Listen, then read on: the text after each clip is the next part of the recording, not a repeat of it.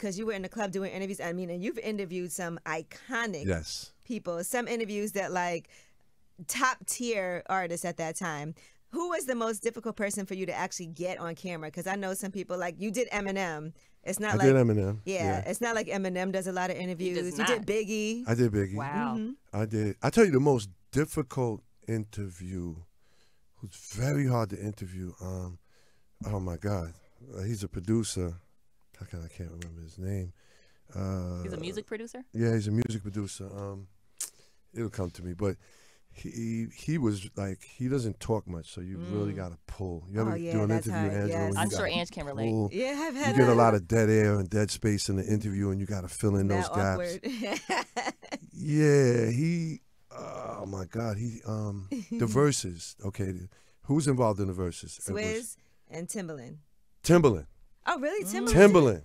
Well, Timbaland. Because he's chatty now. Yeah, no, Timbaland. He was so hard. It was at Uncle Ralph's Urban Gear, the store, and we had him there, and he was like so hard to and Ralph told me, he's like, yo, you got to really pull teeth with this guy. Okay. Back then, he was real quiet. He seems still a little reserved, so I can see that even more quiet he was back then. extremely reserved back then. Are there ever interviews you did that you wouldn't put out?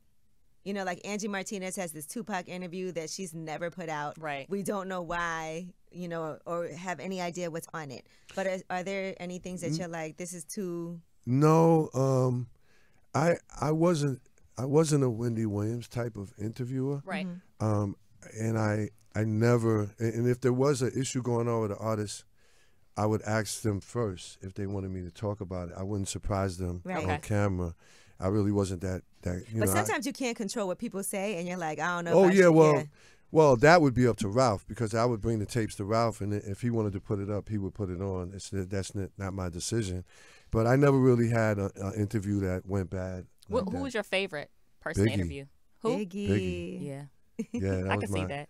I was nervous interviewing him. Yeah. Were you? Yeah, he was in the prime at the time, and you know he had on his Coogee sweater. And of course he did. That interview, coincidentally, is used in a movie that's out with the police officer that's trying to find out who killed. Okay.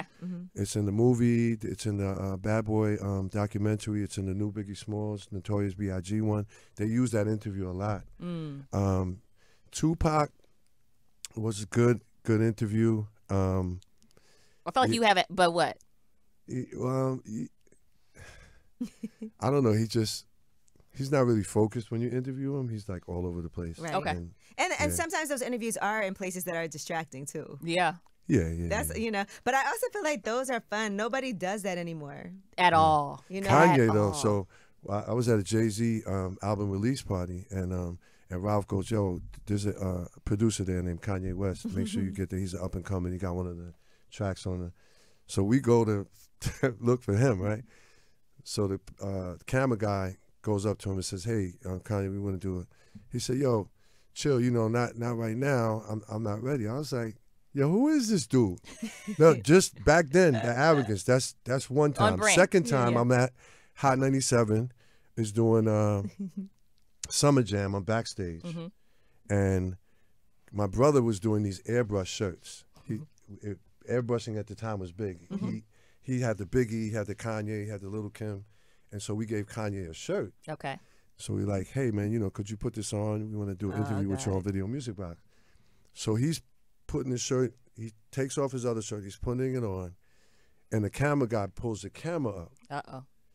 And he went crazy. Yo, turn that camera off. Yo, you see? Yo, I'm not dressed yet, bro. Yo, what you doing? I'm like, yo, dude, calm down. He's not even recording. Right. Nah, bro.